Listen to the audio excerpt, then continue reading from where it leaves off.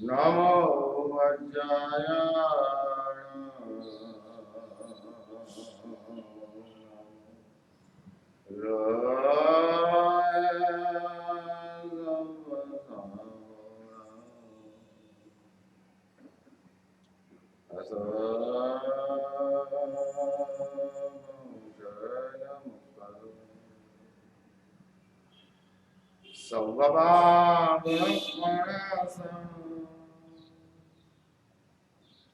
मंगलाणं च सभ्यसे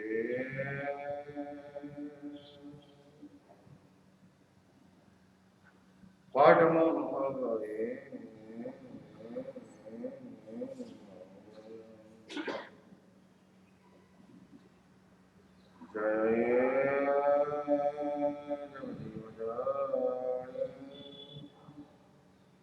बियाण जग गुरु जगाण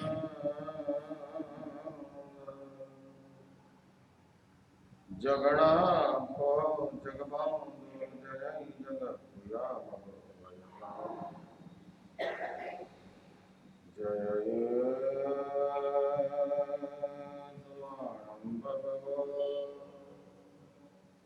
तीर्थयराणौ पश्चिमो जय जय गुणगान जय महात्मा महावीरो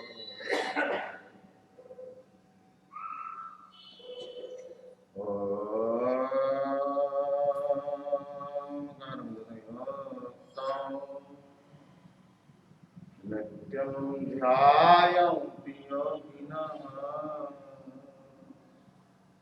कामदं मोक्षदं चैव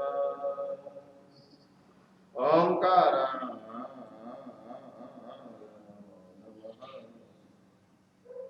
अज्ञानादिवृन्दनं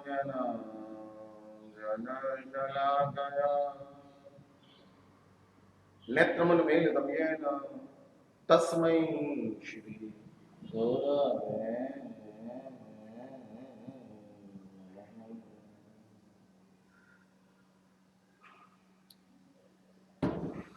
બધા સાથે બોલો ઓમ નમો જીનાણામ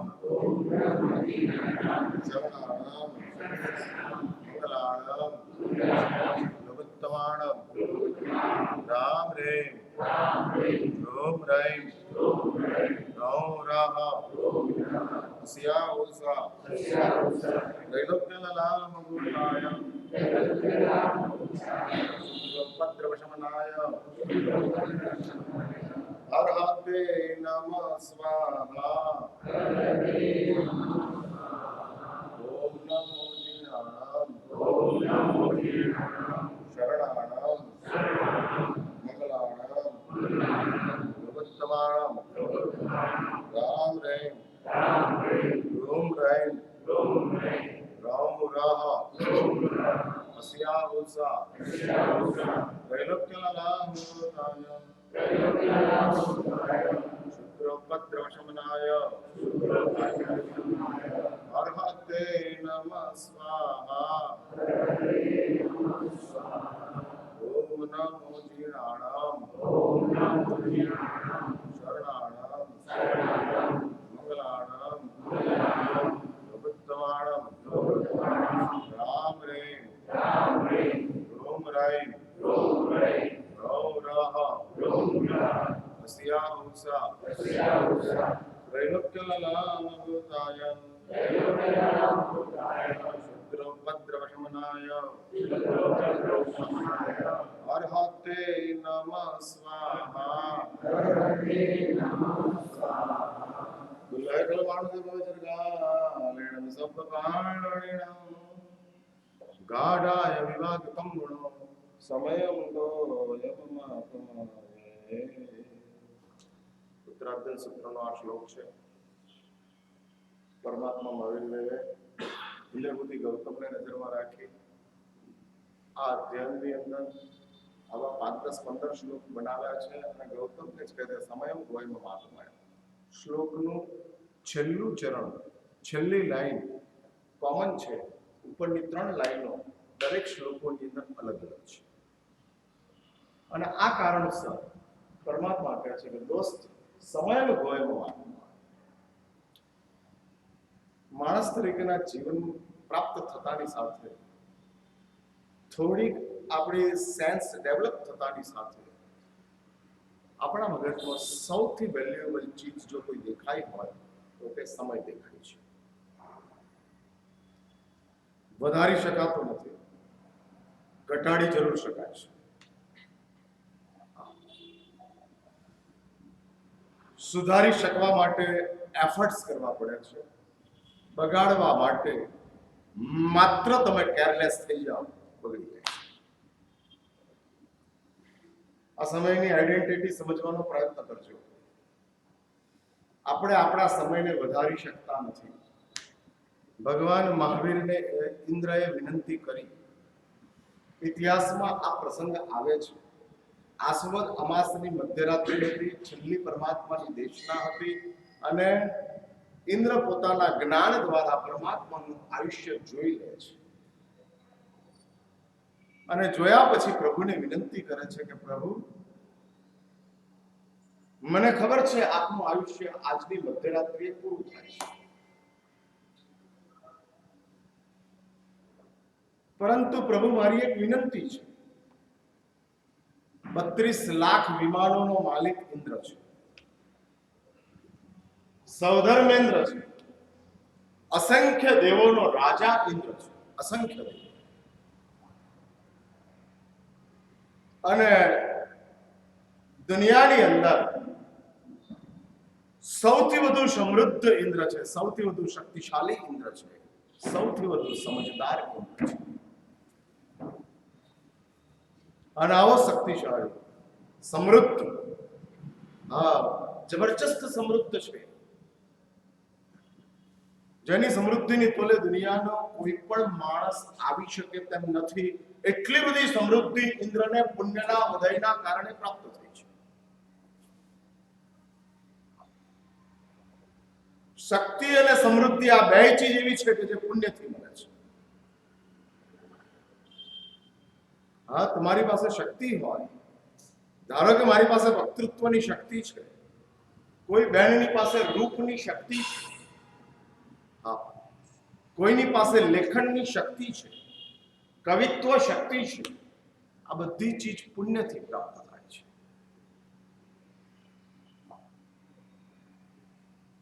માર્કેટમાં પૈસાથી વક્તૃત્વ મળતું નથી. દુનિયામાં ઘણા એવા ધનવાન હોય છે પણ બોલવા માટે ઉભા કરો એટલે ક્યાં ફેફે થઈ જાય, સ્ટેજ ફિયર ઉભો થાય, ડરી જાય. 5 માણસની વચ્ચે પણ તે બોલી શકતા નથી. વક્તૃત્વ તે શક્તિ છે. એટલે શક્તિ અને સમૃદ્ધિ આ બે ચીજ પુણ્યથી પ્રાપ્ત થાય છે. હવે હું એ પૂછું છું, સમૃદ્ધિ માટે વધુ પુણ્ય જોઈએ કે શક્તિ માટે વધુ પુણ્ય જોઈએ?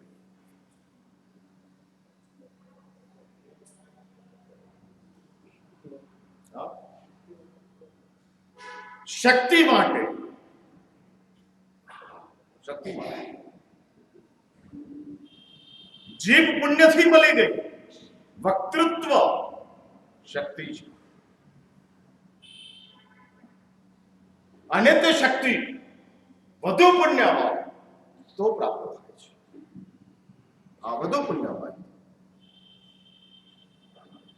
પણ એક વાત આગળ વધજો, સમૃદ્ધિ પુણ્યથી મળે છે, કોમન મેટર. આ કોમન મેટર. ધનવાન તો ભાઈ તમે છો અને માફિયા પણ છે. હા, દાઉદ ઇબ્રાહિમને પણ ધન મળેલું છે, વિજય માલ્યાને ધન મળેલું છે, નીરવ મોદીને, મેહુલ ચોકસીના બધાને ધન મળેલા છે, ધનવાન છે.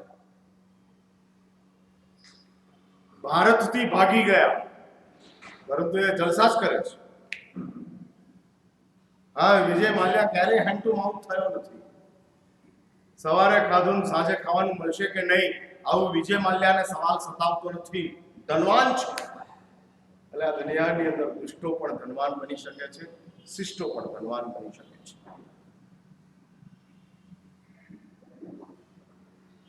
શિષ્ટ વ્યક્તિઓ પણ ધનવાન બની શકે છે. એટલે સમૃદ્ધિ મેળવવી કોમન મેટર. હા, બહુ કોમન મેટર છે. શક્તિ મેળવવી સમથિંગ સ્પેશિયલ. હા, સમથિંગ સ્પેશિયલ. શક્તિ પ્રાપ્ત થઈ છે અને મળેલી શક્તિ એટલે પ્રધાનમંત્રી થવું સમૃદ્ધિ, પરંતુ લોકપ્રિય થવું શક્તિ.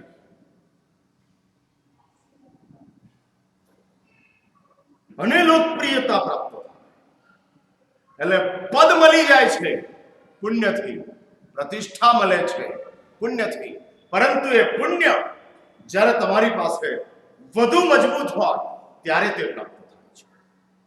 એટલે એક વાત સમજી રાખજો, સમૃદ્ધિને સાચવવા કરતા શક્તિને સાચવજો.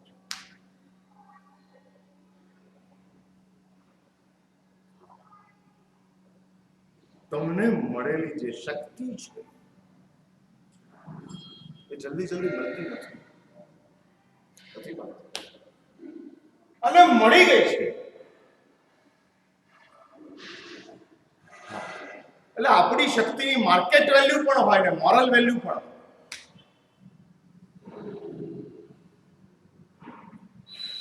દુનિયા એટ્રેક્ટ થાય એ માર્કેટ વેલ્યુ, પણ આપણને સેટિસ્ફેક્શન મળે એ મોરલ વેલ્યુ.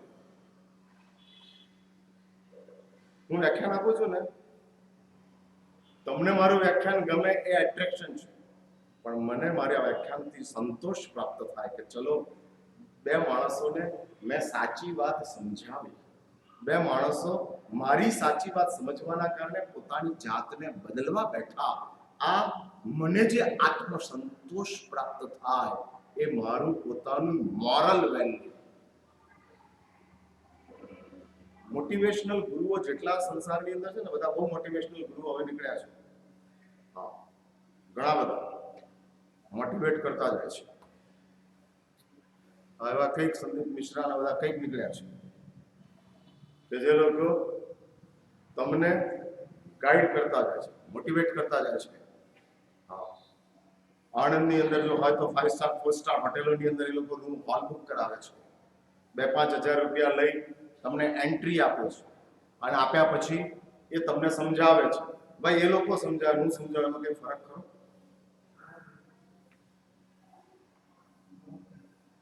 તમને એ શીખવાડે છે અને હું શીખવાડું છું. પણ મને સાહેબ ઘણા મને એમ કહે, મારા સાહેબ તમે તમારા વ્યાખ્યાનનું કોઈ પ્રાઇસ નથી રાખતા, એન્ટ્રી ફી નથી રાખતા, એટલે લોકો કોઈ પણ આવી જાય છે, બેસી જાય છે, રવાના થઈ જાય છે.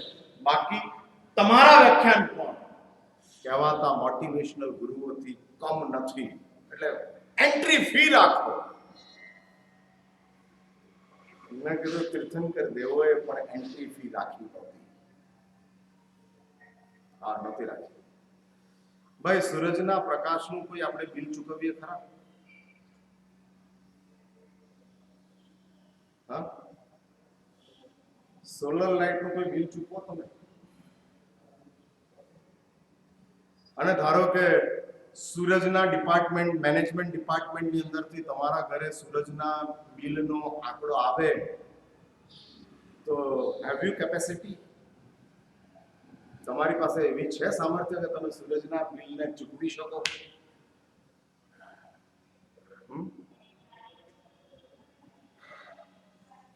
ડાયજીન કે કાયમ ચૂર્ણની કિંમત હોય, પાચન શક્તિની કોઈ કિંમત હોય?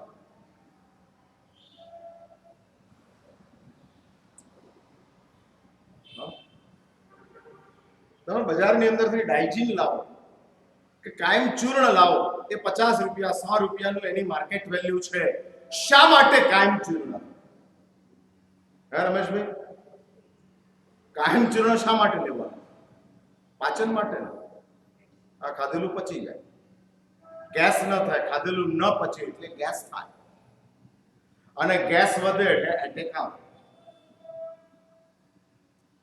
આયુર્વેદની અંદર હાર્ટ એટેક એટલે શું છે? હાર્ટ એટેક એક જ છે. આયુર્વેદની અંદર ગેસ વધ્યો અને વધેલો ગેસ હાર્ટની આર્ટિલરીઝની અંદર પહોંચ્યો અને આર્ટિલરીને એને રોકી લીધો, બ્લોક કરી દીધો અને બ્લડ સપ્લાય હાર્ટની અંદર અટકી ગયો ગેસના કારણે. અને બ્લડ સપ્લાય અટકી જવાના કારણે હાર્ટ દુખવા. હાર્ટ એટલે મસલ્સ છે. જેમ હાથની અંદર મસલ્સ હોય છે, પગની અંદર મસલ્સ હોય છે, એટલે હાર્ટ જસ્ટ લાઈક મસલ્સ. અને મસલ્સ તો જ એક્ટિવેટ રહે કે એને બ્લડ સપ્લાય મળતું હોય. જે મસલ્સને બ્લડ સપ્લાય ન મળે એ મસલ્સ ડેડ થઈ જાય. ઘણા એવું કહેતા કે મારા સાહેબ અમે યોગાસન કરીએ છીએ ને ત્યારે દુખાવો થાય છે, યોગાસન ન કરીએ તો નોર્મલ થાય છે. લલ્લુ, યોગાસન કરવાના કારણે મસલ્સમાં બ્લડ સપ્લાય શરૂ થયો એટલે આ દુખાવો થાય છે. હા, અને 3 દિવસ યોગા કરો શરૂઆતમાં ત્યારે દુખે, ચોથા દિવસથી જાય. પણ લોકો છે 3 દાડા સુધી પેશન્સ નથી રાખતા. દુખે છે, છોડી દો, છોડી દો, છોડી દો, પછી દવા ચાલુ કરી દો, દવા ચાલુ કરી. તમને મળેલું શરીર શું છે એની તમને ખબર નહીં. ફિઝિક્સ શીખવાડે છે પણ ફિઝિક્સ આવડતું નથી. હા, શરીરની એનાટોમી કેવી ચાલે છે અને કેવી રીતે આ શરીર એક્ટિવેટ છે નથી જાણતું. અને સિમ્પ્ટોમેટિકલી સિમ્પટમ્સ ગયા એટલે બીમારી ગઈ. અરે સિમ્પટમ્સ જવાના કારણે બીમારી ગઈ. આપણા મગજમાં એ જ ખ્યાલ છે, માથાનો દુખાવો ઉતરી જાય એટલે દુખાવો ગયો અને એના સિંહ એસ્પ્રો લઈ લો, દુખાવો મટી જાય છે. શરદી બહુ થઈ ગઈ છે, ડિકોલ્ડ લઈ લો, શરદી મટી જાય છે. ના, બીમારી ગઈ નથી, બીમારી દેખાતી નથી. ન દેખાવી અને જવી એ બે વચ્ચે બહુ મોટો ડિફરન્સ છે. એટલે હું એ કહેવા માંગુ છું આપણી વાત અહીંયા ચાલી. અને આ શરીર બહુ મોટી ચીજ છે. એવું છે કે હું અત્યારે માર્કેટિંગમાં નીકળ્યો છું. હા, માર્કેટિંગ તમે સમજ્યા ને? માર્કેટિંગ એટલે હા, કેનવાસિંગ ની અંદર. મારું ચાતુર્માસ આણંદની અંદર છે, જો કે અહીંયા ચાતુર્માસ છે. એટલે હું એવું કહીશ નહીં કે ત્યાં વ્યાખ્યાનમાં આવો, પણ એટલું જરૂર કહીશ કે વ્યાખ્યાનમાં આવો. બીજા નંબરમાં એવું કહીશ કે ભાઈ કેટલીક વાર એવું હોય ને કે ક્યાંક પ્રવચનકાર બહુ વિદ્વાન હોય અને સ્ટાન્ડર્ડ 12th ની વાત કરતા હોય અને મારા જેવા પ્રાઇમરીની વાતો કરતા હોય તો તમારા મગજમાં મારી વાત જલ્દી ઉતરી જાય. હા, સેટ થઈ જાય. સેટ છે. આ બધું હાઇબ્રિડ છે અને હાઇબ્રિડ ની ઓરિજિનલ આપીએ તો ચાલે એવું નથી. હા, ચિપ્સ ખાઈને જેણે પોતાના આંતરડા ખરાબ કરી નાખ્યા છે એવી વ્યક્તિને આપણે લોકો ગુંદરપાક ખવડાવીએ તો પચે કેવી? હવે આ ચિપ્સ જ ખાધેલી છે, સોલ્ટેડ. હા, ટેસ્ટફુલ. અને ચિપ્સ ખાતા ખાતા અંદરના બધા ઇન્ટેસ્ટાઇનને ખરાબ કરી નાખે છે. હું ઘણી બધી વાતો કરવાનો છું. આજે 45 મિનિટમાં આવી બધી વાતો થાય. મેં 9 વાગે ઉઠાડવાનો ટાઈમ આપણો ફિક્સ હોય છે. એટલે હું ઘણી વાર સંઘના લોકોને કહું છું કે વ્યાખ્યાન ઉઠાડવાનો ટાઈમ લખો, બેસાડવાનું છોડી દો. કારણ કે બેસાડવા માટે તમારી હાજરી જોઈએ, ઉઠાડવા માટે તમારી કોઈ હાજરીની જરૂર નથી. સર્વમંગલ કરીને વાત પૂરી. એટલે એવું લખો કે વ્યાખ્યાન 9 વાગે ઉઠશે અને ઓનેસ્ટલી હું ઉઠાડી દઈશ. અને ધારો કે 5 મિનિટ વધારવી હશે તો તમારી રજા માંગીશ કે દોસ્તો 5 મિનિટ મને આપો, 5 મિનિટના વિષય પૂરો કરું છું. બાકી ઓનેસ્ટલી તમે એટલા બધા ઓનેસ્ટ નથી કે 8 વાગે લખ્યું એટલે આપણે 8 વાગે. હા, બરાબર. વિદ્યાનગરમાં બધા શિક્ષિત લોકો વસતા હતા. હવે હા, આનું નામ જ વિદ્યાનગર રાખેલું. આ નવું બનેલું નગર છે માટે મેનેજમેન્ટની સાથે તૈયાર થયેલું છે. આણંદ જૂનું છે, વિદ્યાનગર નવું છે અને હું એનાથી નવો છું. એટલે હું એ કહેવા માંગુ છું કે આપણી પાસે જે પાચન છે એ આપણી શક્તિ છે, એની કોઈ વેલ્યુ ના હોય. દવાની કિંમત હોય, પાચન શક્તિની શું વેલ્યુ? લાઇટનું બિલ હોય, સૂરજના પ્રકાશનું શું બિલ હોય? શું બિલ હોય? અને સૂરજના પ્રકાશનું બિલ તમે ભરી શકો એટલું તમારી પાસે કેપેસિટી નથી. એ જ રીતે આ પરમાત્માની વાણી છે, આ ભગવાનની વાણી છે. પાઠ ઉપર બેસીને બોલનારો ભલે હું પણ બોલું છું ભગવાન. ભલે આ ભગવાન સંભવનાથ મારા દ્વારા તમારા સુધી પહોંચી ગયા છે. આ પાઠ ઉપર બેઠેલા મહાત્મા એ ભગવાનના બ્રાન્ડ એમ્બેસેડર છે. આ બ્રાન્ડ એમ્બેસેડર સાક્ષાત એટલે સંભવનાથની પ્રતિમા છે, પણ અહીંયા સાક્ષાત સંભવનાથના શબ્દો છે. પ્રતિમા કોઈ શિલ્પીએ બનાવી છે, પૂજા કોઈ ભક્ત કરે છે, પરંતુ સાક્ષાત સંભવનાથને તમારે સાંભળવા હોય તો ઉપાશ્રયમાં જ આપવું.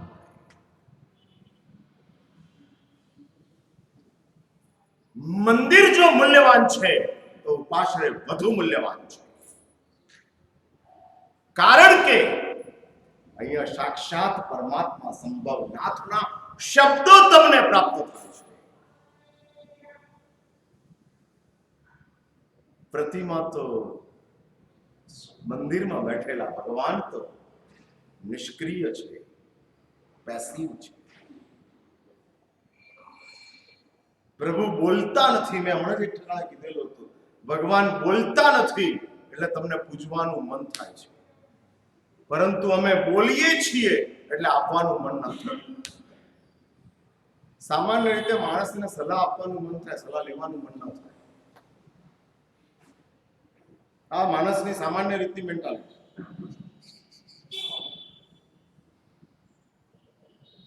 ઘોડાને તમે બાંધી દો ને તો કુદાકુદ ના કરે, પણ માણસને બાંધી દો એટલે વધારે કુદાકુદ કરે. એટલે હું એ કહું છું, સામાન્ય રીતે માણસ સલાહ આપવા ટેવાયેલો છે, સલાહ લેવા ટેવાયેલો નથી. એટલે અહીં બેઠેલા દરેક વ્યક્તિ એવું માને છે, ભગવાનની કૃપાથી મને બુદ્ધિ સૌથી વધારે મળેલી છે. અહીં બેઠેલા બધા જ એવું છે, મારા સિવાય.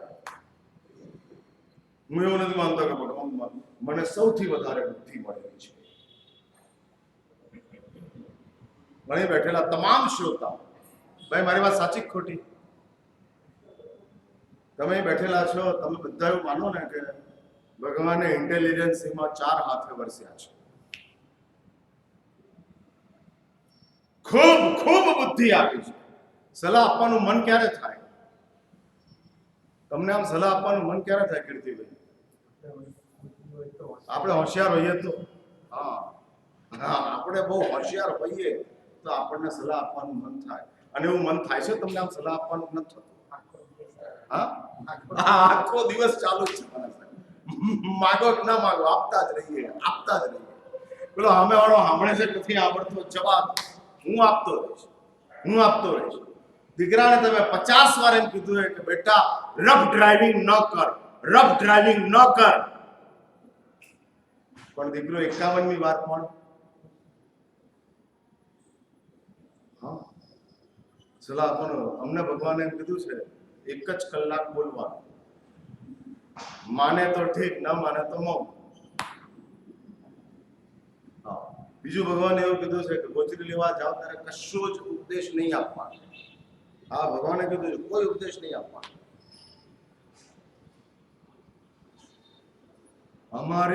અમે મોલમાં બેઠા છીએ, અમે ફેરિયા નથી. સોસાયટીએ ચાદરો વેચવા આવે કોણ કહેવાય? હા, કોણ કહેવાય? માસ્ક ઉતારે તો નીચે. જ્યાં પહેરવાનું છે ત્યાં પહેરતા નથી, નથી પહેરવાનું ત્યાં પહેરી બેઠ છે. એટલે હું એ કહું છું દુકાને ઘરે ઘરે જઈને વેચે એ ફેરીઓ કહેવાય, અને દુકાનમાં બેસીને વેચે હા શેઠ. તો ભાઈ હું ફેરીઓ બનવું એ ફાવે કે શેઠ બનવું એ ફાવે? શું ફાવે તમને? શું ફાવે? મને તમે આણંદની અંદર કેમ લાવ્યા છો? ફેરીઓ બનાવવા કે શેઠ બનાવવા? ના, એટલે નક્કી કરો યાર. હજુ અષાઢી 14 ને વાર છે, પાછા દિવસ જવાય. આ બાજુ વડોદરા નથી છે, આ બાજુ અમદાવાદ નથી છે, અને મારી તો ડિમાન્ડ ઓલવેઝ છે જ. એટલે હું જ્યાં જઈને ઉભો રહું ત્યાં જગ્યા થઈ જાય છે.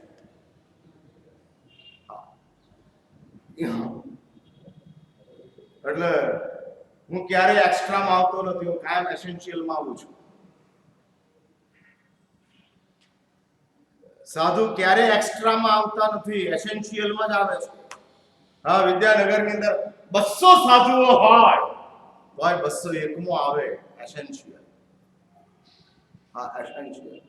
અને તમારો મોટો બંગલો અને 50 મહેમાન તમારે ત્યાં આવી ગયા, 150 મહેમાન ઘરમાં રોકાઈ શકે તેમ હોય, પણ આપણે 50 મહેમાનોને પણ ઘરમાં રાખતા. ભાઈ, તમારા ઘરમાં 50 મહેમાનો ઉતારો ખરા? મારા નહીં, તમારા મહેમાન. મને ખબર છે કે મારા જે મહેમાન આવે એના માટે તો સંઘ રૂમો બનાવીને જ બેઠો છે, પણ તમારા 50 મહેમાન રાખો ઘરની અંદર. ભાઈ, એસકે નો જલ્દી બોલો, વિદ્યાનગર વાળા. હા, નહીં. કેમ? આટલું મોટું ઘર છે તોય ના મારા sir. Extra no need, extra no need. હવે આમ પૈસામાં ખરો? તમે ખાવ એટલું જ કમાવ. હું પૂછું છું. હા, કોઈ છોકરાને 12મા ધોરણમાં સારું ભણવા માટે 2 વર્ષ રિપીટ થવું હોય તો મેનેજમેન્ટ કરે ખરો? પહેલા વર્ષની અંદર 90% ના, પણ મારે તો વધારે સરસ રીતે 12મું ધોરણ ભણવું છે, માટે હું ફરી રિપીટ કરવા માંગુ છું. હા, એટલે ભણવામાં ડેડલાઈન, ખાવામાં ડેડલાઈન, મહેમાનોને રાખવામાં ડેડલાઈન, પૈસા કમાવામાં કીર્તિભાઈ. હા,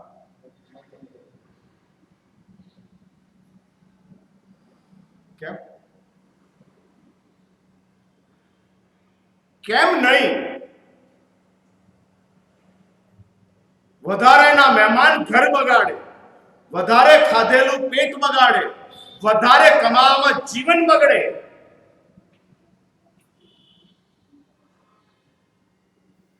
ભાઈ, સાચું બોલો, આમ પુણ્યાની જેમ જીવવામાં કોઈ તકલીફ ખરી?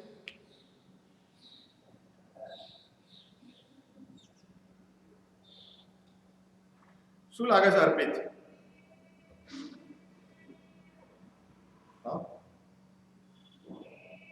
પુણ્યાની જેમ જીવવામાં કોઈ પ્રોબ્લેમ?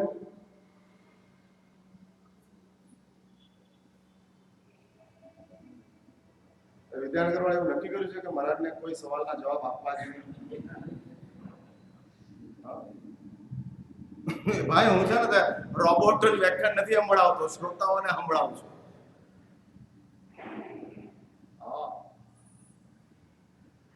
રોબોટને જ્યાં સુધી તમે કમાન્ડ્સ ના આપો ત્યાં સુધી બોલે નહીં, પણ હું તો શ્રોતાઓને આપું છું. એટલે તમે રોબોટ છો કે શ્રોતાઓ છો? Who are you?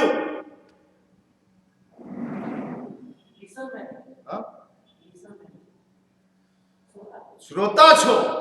તો પછી શ્રોતા એને કહેવાય કે કંઈક પૂછીએ તો સામેથી આમાં ડાયગ્નોસિસ ચાલતું હોય ને, ડોક્ટરનું ડાયગ્નોસિસ ચાલતું હોય ને, તો ડોક્ટર પૂછે એના જવાબ આપવા પડે.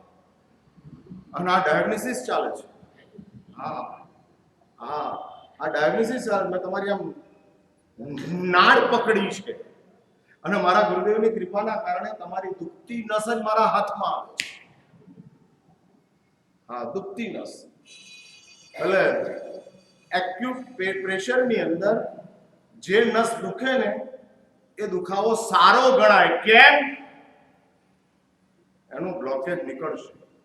એટલે તમને દુખતું હોય, હું છે ને તમને વ્યાખ્યાન સંભળાવું છું, ખુશ કરવા નહીં, દુખી કરવા. અને વ્યાખ્યાન સાંભળીને દુખી થશો તો એ દુખાવો પોઝિટિવ છે, ફ્રૂટફુલ છે. તાવના કારણે શરીર દુખે બીમારી કહેવાય, પણ ઇન્જેક્શનના કારણે સોય દુખે એ શું કહેવાય? શરીરનો દુખાવો બીમારી છે, ઇન્જેક્શનનો દુખાવો ઈલાજ છે. આ ઈલાજ પણ દુખાડે અને બીમારી પણ દુખાડે. મારું વ્યાખ્યાન શું લાગે તમને? હા કે છે ઇન્જેક્શન, ડાયાબિટીસ લાગે છે, દરરોજ લીધે રાખવાનું. અને આ તો ક્રોનિક ડાયાબિટીસ વાળા છે, 3 વાર આપવું પડે. એવી સ્થિતિ છે. એટલે હું પૂછું છું કે ભાઈ શા માટે લિમિટ નહીં? સમજાઈ ગયું ને?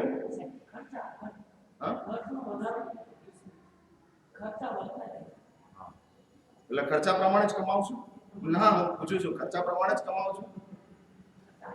ના, હું પૂછું છું તમે કમાઓ એ પ્રમાણે ખર્ચા કરો કે ખર્ચા પ્રમાણે કમાઓ?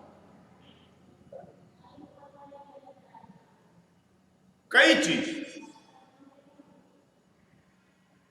હા, કઈ ચીજ?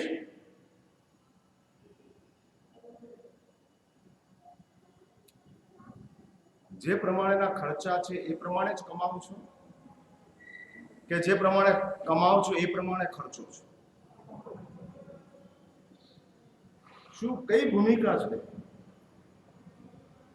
ના, તમારે જાણવું છે.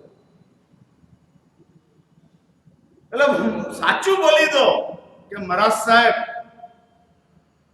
ખર્ચા વધી ગયા એટલે કમાણી વધારી. ના, કમાણી વધી એટલે ખર્ચા વધારે. સોનાનો ભાવ 500 થી 50,000 થયો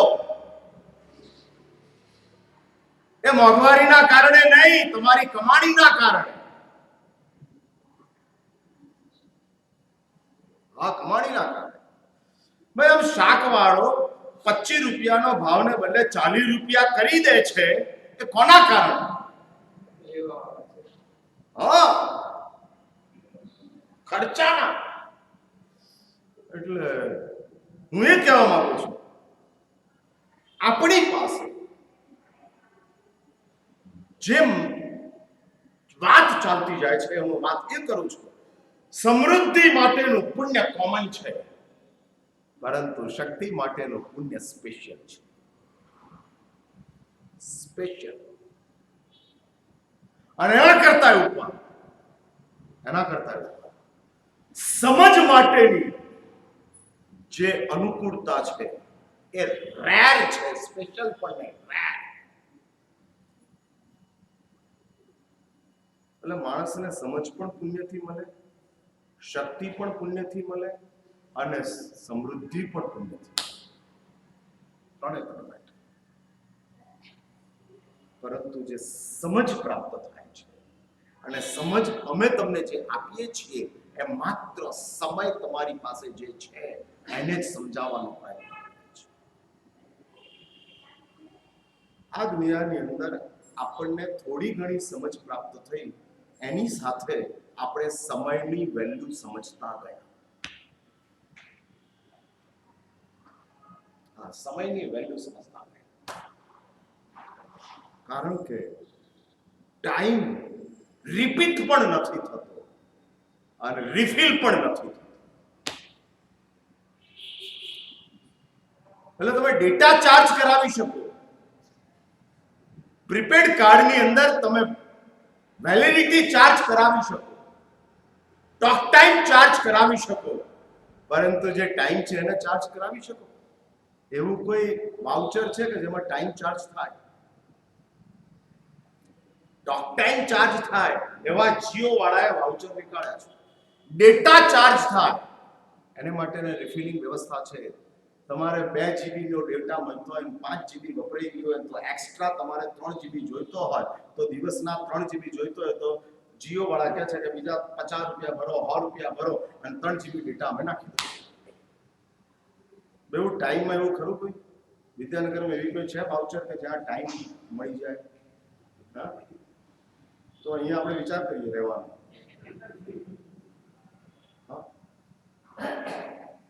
એટલે કોઈ ટાઈમ રિચાર્જિંગ સિસ્ટમ કોઈ ખરી? હું વાત એ કરતો હતો કે ઇન્દ્રએ પરમાત્માને વિનંતી કરી કે પ્રભુ એક પળનું આપનું આયુષ્ય વધારી દો, કારણ કે પ્રભુ આપણા જન્મ નક્ષત્રની અંદર ભસ્મ નામનો ગ્રહ આવી રહ્યો છે. જેમ સૂર્ય, ચંદ્ર, શનિ, ગુરુ, શુક્ર આ બધા ગ્રહો છે, એમ ભસ્મ નામનો પણ એક ગ્રહ છે, આકાશની અંદર છે. આજની એસ્ટ્રોલોજીએ માત્ર 9 કે 11 જ ગ્રહ શોધ્યા છે. જૈન દર્શન આવા 90 ગ્રહ બતાવે છે. અને જ્યારે 90 ગ્રહ આવે ને ત્યારે આપણી કુંડલી સાચી થાય. 9 ગ્રહથી જે કોઈ પ્રિડિક્શન થાય એ કેટલું સાચું?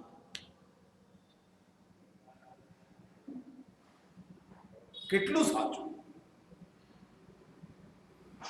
અને આ ભસ્મ નામનો ગ્રહ જે છે એ જન્મ નક્ષત્રમાં પ્રભુ આવી રહ્યો છે અને આવતો તે ભસ્મ ગ્રહ આપે જે ધર્મની સ્થાપના કરી, જે ધર્મ શાસન આપે જગતની અંદર તરતું મૂક્યું, એ ધર્મ શાસન ભસ્મ ગ્રહના કારણે વધુ ને વધુ તૂટતું જશે, તૂટતું જશે, તૂટતું જશે. પણ જો પ્રભુ આપ આપનું આયુષ્ય એક પળનું વધારી દો અને આપની નજર ભસ્મ ગ્રહ ઉપર પડી જાય તો ભસ્મ ગ્રહની તાકાત તૂટી જાય. પરમાત્માની એવી દિવ્ય દ્રષ્ટિ છે, તાકાત તૂટી જાય. ગ્રહોની અસરને ખતમ કરવાની તાકાત ગરીબોની અમી નજરમાં છે, મા બાપની કૃપામાં છે, સદગુરુઓના આશીષમાં છે, પરમાત્માની કરુણામાં છે. પ્રભુની કરુણા મળી જાય, ગ્રહોની ઇફેક્ટ જાય. ગુરુના આશીષ મળી જાય, સદગુરુના આશીષ પ્રાપ્ત થઈ જાય, ગ્રહોની અસર મિથ્યા થઈ જાય. આ એ તાકાત છે. એ જ રીતે મા બાપની અનુગ્રહ મળી જાય. મા બાપ દિલથી એમ કહે કે મારા ભલે 4 બેટા હોય પણ આ મારો બેટો શ્રવણ છે, મારું સૌથી વધારે ધ્યાન આ દીકરો રાખે છે. અને મા બાપના હૃદયની અંદરથી આવો કોઈ શુભ ભાવ પ્રગટ. એ જ રીતે કોઈ ગરીબ માણસ, નીડી પર્સન છે, નીડી પર્સન તમારા દરવાજે કોઈ ગરીબ આવે છે એ તમારા પુણ્યથી આવે છે, એના પાપથી નહીં. બિચારો પાપી છે માટે અમારા દરવાજે ભીખ માંગે છે, ના, તમારું પુણ્ય છે માટે તમારા દરવાજે આવે છે. મેન્ટાલિટી ચેન્જ કરો, ચેન્જ કરો. મારા સાહેબ જો બિચારાને ભીખ માંગવી પડે છે, ભૂલી જાઓ મારું પુણ્ય છે માટે મને આ દાન કરવાની તક મળી છે. હા મળેલી છે, હા મળેલી છે. એ માંગે છે અને એને નથી મળતું, એનો પાપ. આ 50 લોકોની પાસે માંગે છે અને 49 લોકો એને આપતા નથી, એ ગરીબનો પાપો થાય. પણ 50મો માણસ એને આપે છે એ આપનારનો પુણ્યો, આપનારનો પુણ્ય. આપનારને એવી તક મળી છે કે જે તકના કારણે નવા પુણ્યનું સર્જન થઈ રહ્યું છે. પુણ્યથી પુણ્યનું સર્જન શાસ્ત્ર એમ કહે છે પુણ્યાનુબંધી પુણ્ય છે. ફરી આ વાક્ય રિપીટ કરું છું, પુણ્યથી પુણ્યનું સર્જન. ભાઈ તમારા ખિસ્સામાં 50 રૂપિયા હતા તો તમે 50 રૂપિયા ગરીબને આપી શક્યા. આ 50 રૂપિયા ખિસ્સામાં હોવા એ પુણ્ય છે. પણ એ 50 રૂપિયા તમે ગરીબને આપ્યા, નવા પુણ્યનું સર્જન છે.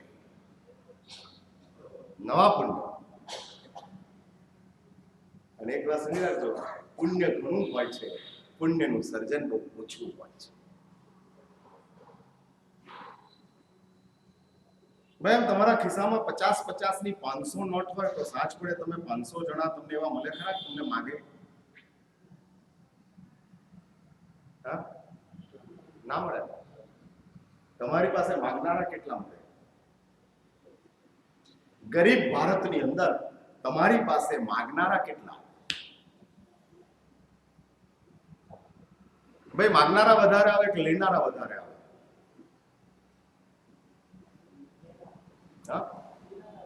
લેનારા વધારે આવે. તો કોને કે મારો પાપનો ઉદય છે, લેવા 50 જણા આવે છે. હા, તમે કેટલાનું લઈને બેઠા છો? કેટલાનું? એક બહુ બહુ સીધી વાત છે, માગનારા દિવસમાં 50 નથી મળતા.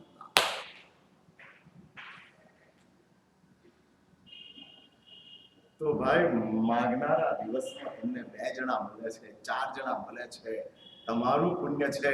અને આમ તક દરવાજે ટકોરા મારે છે કે દોસ્ત પુણ્યના સર્જનની તક આવી છે, એક્સેપ્ટ કરી લે, એનકેચ કરી લે. હા, એનકેચ કરી. નહીં મળે, હા નહીં મળે. આ તક છે, તક છે. લેવું એ આપણી જરૂરિયાત છે, દેવું એ આપણી તક છે. મારા આવા કેટલાક વાક્યો છે મગજમાં ફિટ કરજો, જિંદગીભર કામ લાગશે. હું આ મોટિવેશનલ વાત કરું છું, આ બધી મોટિવેટ. હા, આ મોટિવેશન છે. અને આટલી સારી રીતે તમને કોઈ સમજાવનાર મળશે નહીં. પુણ્યનું સર્જન એવું ક્યારેય ન માનતા કે ભગવાનના પૂજાથી, ગુરુઓના વંદનથી, ગુરુઓની કોચરી વરાવાથી પુણ્ય વધે છે. વધુ પુણ્ય તમને જ્યારે આવા કોઈ નીડી પર્સન જેને જરૂર છે, હા જરૂર છે, તમે મને ગોચરી નહીં હરાવો તો હરાવનારા મારા માટે 50. પણ પેલો ગરીબ બિચારો જે આવ્યો છે એને 49 ના પાડી છે. તમે એક જ એવા છો કે આપી શકો એમ છો, એને આપો, તમારું પુણ્ય વધુ વધી જશે. હા, વધુ વધી જશે. ભગવાનને પૂજનારા કરોડો છે, ગરીબને સાચવનારા સેંકડો છે, સેંકડો. અને સાચી ભગવાનની પૂજા ગરીબને સાચવો તે છે. વિધિની ભગવાનની પૂજા મંદિરમાં આવીને કરો તે છે. ચાર્જરની સાથે 24 કલાક મોબાઈલને જોડીને રાખો તો જ મોબાઈલ ચાલે. એ મોબાઈલ કેવો કહેવાય? વાપરવા જેવો કે ફેંકી દેવા જેવો? હા, શું કહેવાય? ફેંકી દેવા, ચાઇના મેડ. એમ આ ભગવાનના મંદિરમાં તમે જે પૂજા કરો છો ને એ ચાર્જર છે. પણ એ મોબાઈલ તમારો ચાર્જ થયો હોય તો બહાર નીકળીને કોઈ તમારી પાસે માંગે તો તમે આપો છો. પણ બહાર નીકળ્યા પછી તમે જો આપો નહીં તો સમજી રાખજો ચાર્જરે મોબાઈલને ચાર્જ કર્યો નથી. મોબાઈલ ખરાબ છે. મોબાઈલ એટલે સમજ્યા ને તમે? આઈફોન નહીં, સેમસંગ નહીં, તમે આખું ઠાઠિયું છે. હા, યુ આર ડસ્ટબિનમાં નાખવા જેવું.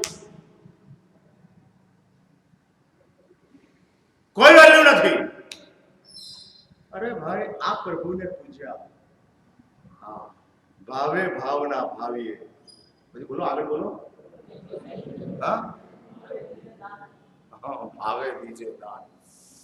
ભાવે, ભાવે ભાવના ભાવીએ. ભાવે કેવલ જ્ઞાન. સાયકલ બતાડી છે. અને આપણે ભાવથી દાન આપતા જ ના હોય.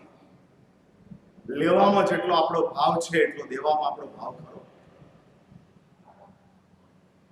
હા, નહીં તમારે એવો વિચાર આવે ખરો કે પ્રભાવના જે આવે આપી દેવી બીજાને? હાથ જોડવા જ આજે મેં એક ઠેકાણે કીધેલું તો મને કહ્યું, મારા સાહેબ 50 રૂપિયા સુધીની પ્રભાવના આપી દઈશ. હા, 50 રૂપિયા સુધીની પ્રભાવના આપી દઈશ. તો મેં એને બાધા આપી કે ધન્યવાદ છે કે દોસ્ત 50 આપવાનું મન તો થયું તને.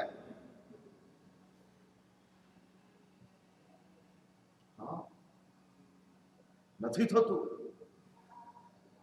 મફતમાં પ્રભાવના મળી છે છતાં આપવાનું મન નથી. હા, નથી થતું. એ આપણી ભૂમિકા છે. એટલે હું એ કહું છું, વાત પૂરી કરો. તમારો 5 મિનિટ લઉં છું. પાછું કાલ આવવાનું નથી. અને કાલે પાછું આગળ જવાનું. મેં કીધું માર્કેટિંગમાં નીકળ્યો છું. તમને થોડું કેનવાસિંગ કરીને સમજાવવાના છે. અને જ્યારે જ્યારે અવસર મળે ત્યારે ત્યાં આગળ મુલાકાત લેતા રહેજો, આવતા રહેજો. અમે લોકો ત્યાં આગળ પહોંચવાનો ટાઈમ 8:45 થી 9:45 રાખ્યો છે. રવિવારના દિવસે 1 ઓગસ્ટથી 4 રવિવાર માટે મેં 15 થી 45 વર્ષના, આ લોકોની ઈચ્છા 40 વર્ષની છે, પરંતુ આપણે અત્યારે 15 થી 30 વર્ષ, 15 થી 30 વર્ષ આ એક એવું એજ ગ્રુપ છે કે જે એજ ગ્રુપ ટોટલી ધર્મથી અને ધર્મ સ્થાનોથી અલિપ્ત થઈ ગયું છે. કાંઈ લોકોને કેરિયરમાં રસ છે, કાંઈ લોકોને મીડિયામાં રસ છે, કાંઈ લોકોને માત્ર ને માત્ર મજામાં રસ છે. આવું એક 15 થી 30 વર્ષનું ક્રાઉડ છે. અને 15 વર્ષની ઉંમર થયા પછી મા બાપ પણ દીકરાને હવે બહુ કહી શકે એવી સ્થિતિ નથી. મા બાપ અને દીકરાની વચ્ચે ડિસ્ટન્સ વધતું જાય છે. આનું જ નામ કલિકાલ છે. આ જ કલિકાલ છે. દોસ્ત એનું ડિસ્ટન્સ ઘટતું જાય છે, સ્વજનનું ડિસ્ટન્સ વધતું જાય છે. દીકરો જેટલું દોસ્તનું માને છે એટલું બાપનું નથી માનતો. અને એટલે જ એવા તમારા સંતાનોના દોસ્ત બનવા માટે મેં 15 થી 30 વર્ષના એજ ગ્રુપના છોકરા છોકરીઓ માટે એક સ્પેશિયલ યુથ કેમ્પનું આયોજન કર્યું છે. 1 ઓગસ્ટથી 4 રવિવાર 10 થી 12. અને આણંદવાળાએ નક્કી કર્યું છે કે જે યુથ કેમ્પમાં આવે એ બધાને 12 વાગ્યા પછી સાધર્મિક ભક્તિ કરીને જ મોકલવા. એટલે આ ગ્રુપ એ લોકોને મારે ટાર્ગેટ કરવા છે. હવે ઘણા બધા 30 ઉપરના છે, બધાનો આગ્રહ છે, મારા સાહેબ 40 કરી નાખો, 40 કરી નાખો. 15 થી 40 વર્ષના પણ લોકો દેરાસર ઉપાશ્રય સુધી આવતા નથી. અને કોરોનાના કારણે દેરાસર અને ઉપાશ્રય જલ્દી છૂટી ગયા છે, હવે જલ્દી પકડાતા નથી.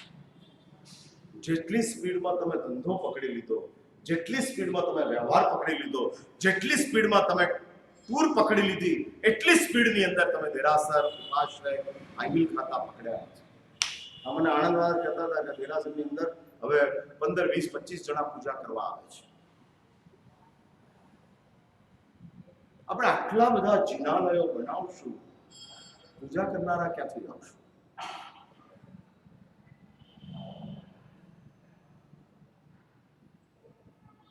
અને એક જિનાલય એટલે 500 વર્ષની ઉંમર જિનાલયની સમજી લેવાની. ઓછામાં ઓછા 500 વર્ષ.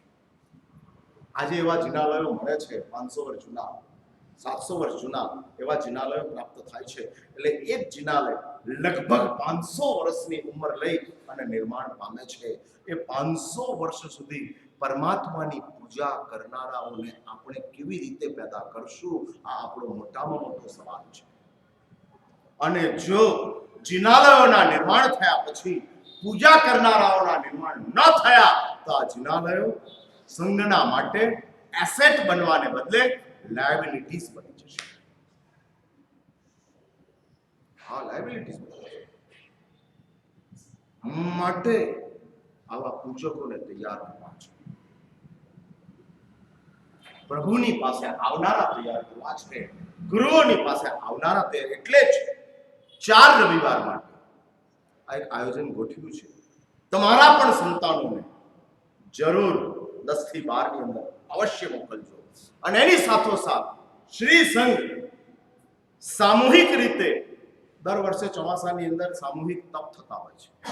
આપણે એવો વિચાર કર્યો છે, એવું છે કે અહીંયા આગળ જે ચાતુર્માસ્ય મહાત્મા પણ અમારા જ સમુદાયના છે. નડિયાદની અંદર ચાતુર્માસ છે તે પણ મહાત્મા અમારા જ સમુદાયના છે.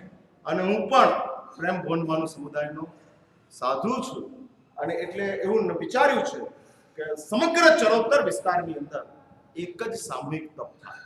નાના નાના ગામડાઓની અંદર પણ આણંદ યુવક મંડળના છોકરાઓને મોકલી અને સિદ્ધિ તપની જાહેરાત કરવા આ રવિવારના દિવસે, આ રવિવાર તો ચાતુર્માસ પ્રવેશ છે, એના પછીના રવિવારે 2 છોકરાઓની ટીમ કરી અને આસપાસના 10-15 ગામડાઓની અંદર પણ જ્યાં જૈનોના ઘર છે ત્યાં આગળ પણ સિદ્ધિ તપની જાહેરાત માટે મોકલવાના છે. અને 30 જુલાઈથી આ સામૂહિક સિદ્ધિ તપની આરાધના શરૂ કરવાની છે.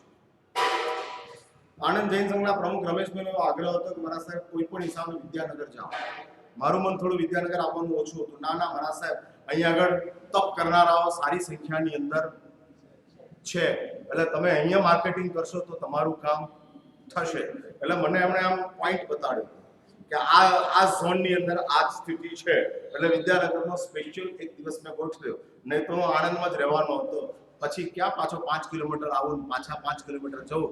પણ ધંધો થતો હોય તો 50 કિલોમીટરે જવાય. હા, ગરમીએ ખમાય, બધું જ કરાય. કેમ? ધંધો થાય છે. એટલે હું તમને બધાને ખાસ આમંત્રણ આપવા માટે આવ્યો છું. અને એવો વિચાર ન કરો કે મારા સાહેબ સિદ્ધિ તપ 36 ઉપવાસ 8 બેસના કેવી રીતે થશે. ના, કોઈ એવું ટેન્શન કરવાની જરૂર નથી. આધ્યાત્મિક જગત ભાવનાઓનું જગત છે.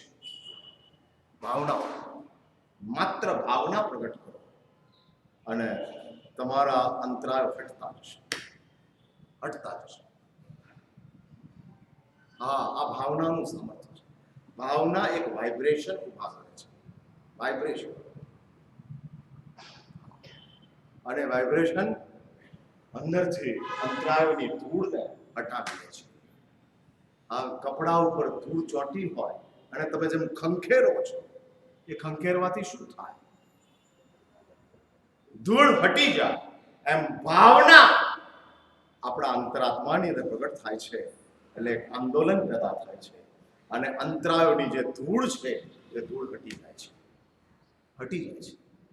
સામૂહિક તપની એવી એક આરાધના છે કે જેની અંદર તપ કરવાનો અને પારણા વગેરેની અંદર તમને બધી જ અનુકૂળતાઓ સંઘે બંને ટાઈમના બેસણા નક્કી કર્યા છે.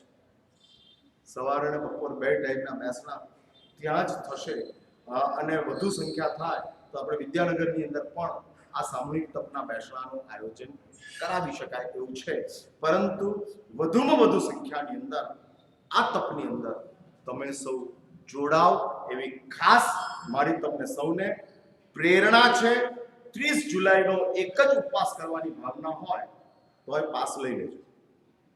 હા, અને એ ન હોય તો કમસે કમ એટલું નક્કી કરો 29 જુલાઈએ સાંજે 4:30 વાગે ઉત્તર પારણામાં આવવું છે. ઉત્તર પારણામાં એમાં તો વાંધો નહીં ને. ઉત્તર પારણામાં આમ શું વાંધો? હા, મજા આવે ને? બસ આવી જજો, હું મજા કરાવી દઈશ. આને ભોજન નથી કીધું મેં, ઉત્તર પારણું કીધું છે. અને એટલી અક્કલ તો હોય કે ઉત્તર પારણું કોનું હોય. એટલે આપણે ઉત્તર પારણાની અંદર એક ઉપવાસની સિદ્ધિ તપની ભાવના, એક ઉપવાસનું પચખાણ એવું કરવા માટે જેની ઈચ્છા હોય એ બધાએ 29 તારીખે ઉત્તર પારણાની અંદર અવશ્ય પધારવું. આ એક બહુ સારી તક પ્રાપ્ત થાય છે. આ રીતે સામૂહિક અનુષ્ઠાનોની અંદર તમે જોડાતા જાઓ અને એ જોડાવા માટે આવા કેટલાક આયોજનો. 2 વર્ષથી તમામ ચાતુર્માસો નિષ્ક્રિય હતા.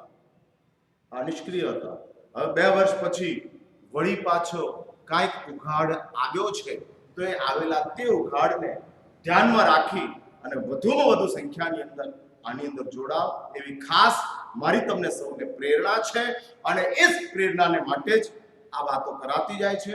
એટલે જ જો આપણી પાસે સમયની સમજ હોય તો આ સમય અતિ મૂલ્યવાન છે અને અતિ મૂલ્યવાન સમયનું આવી રીતે જો આપણે ઇન્વેસ્ટમેન્ટ કરશું તો વધુ ને વધુ નવા ને નવા એક ધર્મ સત્તાની તાકાત છે કે તમને નવા સમયો પાછા આપવાની દુનિયામાં એ સિવાય કોઈની તાકાત નથી. મળેલા 50 વર્ષ વળી પાછા નવા ભાવમાં આવા જ 50 વર્ષ મળે જો આજે આપણે આપણા સમયનું સારે ઠેકાણે ઇન્વેસ્ટ કરીએ. તમે સૌ આવી સમજને પ્રાપ્ત કરી સમયને સુયોગ્ય સ્થળોની અંદર ઇન્વેસ્ટ કરી તમારા આત્માનું આત્મકલ્યાણ કરો એવી અંતિમ મંગલ પ્રાર્થના સાથે મારી વાતો સમાપ્ત કરવાનું છે. ચલો.